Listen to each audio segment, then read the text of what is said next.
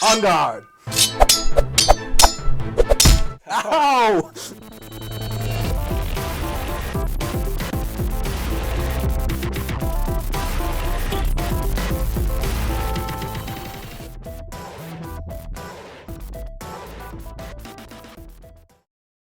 Hi, I'm Steve. And I'm David. And we just watched episode 3 of Doctor Who, Robot of Sherwood. And we're going to tell you what we thought. So what did you think? I liked it.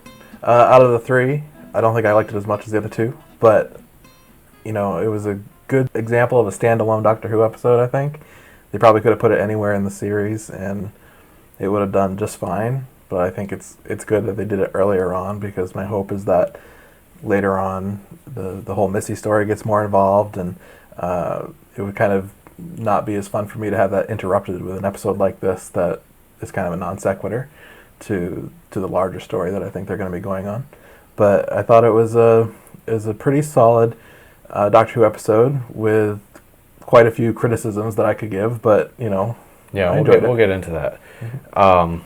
I agree with you mostly, and we've seen that in past seasons where they kind of get those more standalone episodes out of the way early on, and they're usually kind of the weaker entries too. Right. And then they move into the more serialized, stronger content, I think, towards the end of the season. Right. I was pleasantly surprised for the most part, because you and I had reservations when we saw the previews for it. We thought, oh, this is going to be kind of one of those silly throwaway episodes that's just too silly. And there were elements of the episode that were too silly, but I think it had enough good stuff going for it that I enjoyed myself overall. Yeah, and even though it was a standalone episode, it served a purpose early on in this Doctor's run. I mean, the episode was an obvious, maybe too obvious metaphor, Robin Hood and the Doctor, you know, and them being very similar in a lot of ways. Both being heroes and stories. Exactly, and at the end of the episode, you couldn't have missed it, because the Robin Hood character pointed it out for all of us. And so it being so early on in the Doctor's episode, it contributes somewhat to the development of his character that we're getting to know. Right. Each episode we've kind of seen a little bit more of who this Doctor is.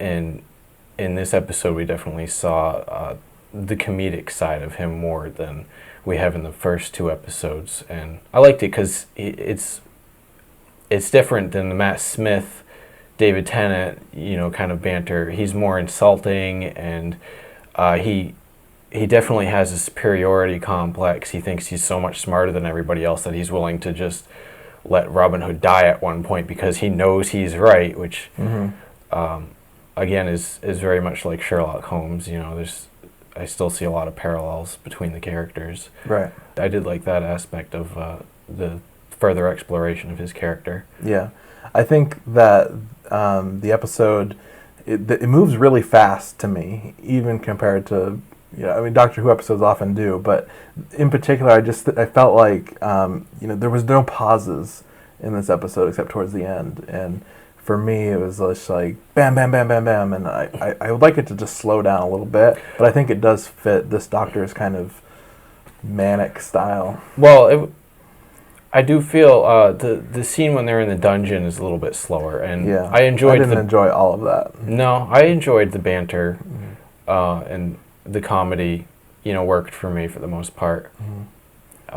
It did feel like it went on a little longer than it should have. You know, they should have got out of the change a little bit sooner to get, you know, the story moving again. Right. But so, complaints. What are some issues that you have with the episode? You know, there are just some things that, to me, took me out of the story. Like, well, that doesn't really make any sense. Just lazy writing, I thought. Lazy. We don't want to explain how this works. You just have to accept that it does.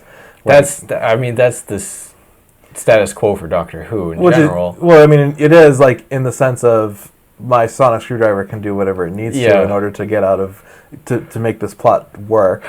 But, you know, there are some things that I think could just be written a little bit less lazily, like the whole, the Doctor doesn't think Robin Hood exists, but somehow he knows that 1190-ish is the time that they should be, you know, bringing the TARDIS. And he shows up right next to him. Yeah. And that just kind of makes me like, oh, yeah, whatever, you know.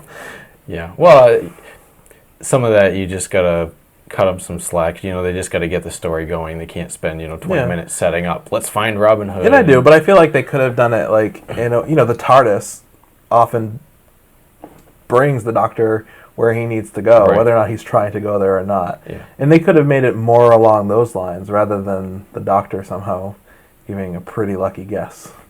Well, maybe we're just supposed to, that is kind of an explanation that you just gave, that the TARDIS probably knew. Yeah. Because he said 11. It just bothered me when they said 1190-ish. I mean, that just, what?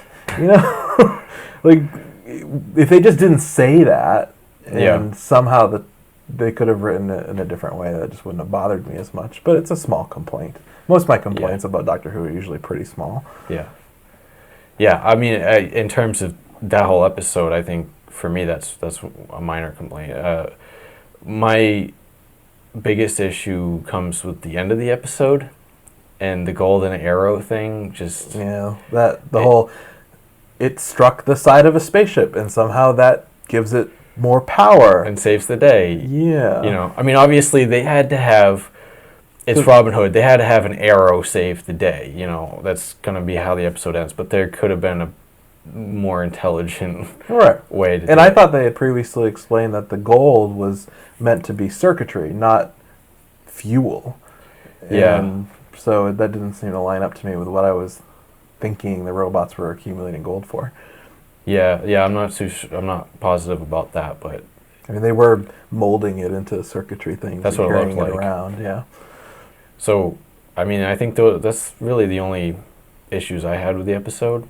I mean, I guess I could complain a little bit to the BBC about the deleted scene. The deleted scene, yeah. And if you haven't seen the deleted scene, my impression, and I didn't actually read any statement from the BBC, but from what I had heard other people say, was that you're missing nothing whatsoever by not seeing this deleted scene. And having read and seen the deleted scene, I don't think that's true. No, it gives the episode its namesake, because the episode is called Robot of Sherwood, not Robots. And when I initially watched the episode, I was thinking, there's lots of robots. Why is it only called Robot? And I totally didn't pick up that the sheriff was a robot. Right, me either first time. There are a few lines that he says at the end where he's sword fighting with Robin Hood when he says half man, half engine, and he's stronger and better. Mm-hmm. And that's clearly because he's half machine, but you don't really know that because the scene they cut out is what shows that he's half machine. Right, and I think that the BBC made a decision based on worthy and good reasons, but they could have made it available online as supplementary content or something, rather than just saying, oh, you're missing nothing by not seeing this scene, which I kind of take as a lie, kind of. Yeah. Yeah, I mean, that's a touchy subject. I personally, when events like that happen, I don't think that media should respond quite that way, but I agree with you. A happy medium would have been put it online or make it accessible some other way, especially where it was a really pivotal scene to the episode. It wasn't just, I assumed it was just some minor character.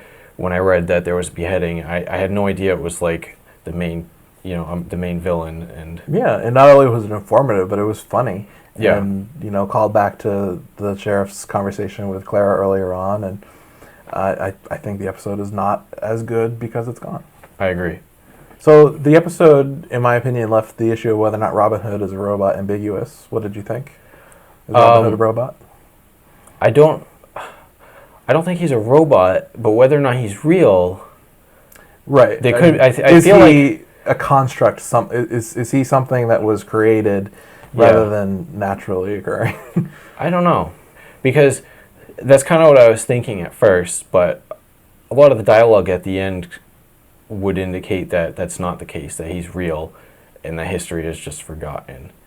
And also, we've already seen that played out before, where the companion's favorite location, time period, turns out to be a construct at the end of season 5. So I don't know if Moffat would retread that and I wonder, I mean, one minor theory is that maybe we'll find out later that when we look back on the episode, somehow the Missy character was involved. Because obviously she has weird abilities that we don't fully understand yet and manipulates events. You know, she was already referenced in the episode in that those robots were trying to find that promised land. So, which we now know that the promised land is a physical location. Yeah. Which is interesting. You know. I think a lot of people were theorizing that maybe it was some kind of, you know, like the library, you know, existing in some kind of non-physical sense. Okay, so next week we'll be back to discuss episode 4 of series 8, Listen and Fear. And until then, rate us to let us know what you think, if you like what we're doing, and if you do, it'd be helpful to subscribe, and so you can keep watching all our latest episodes as they come out. And if you watch this episode of Doctor Who, leave a comment below, because we want to know, what did you think? Where's that spoon? I'm going to stab you.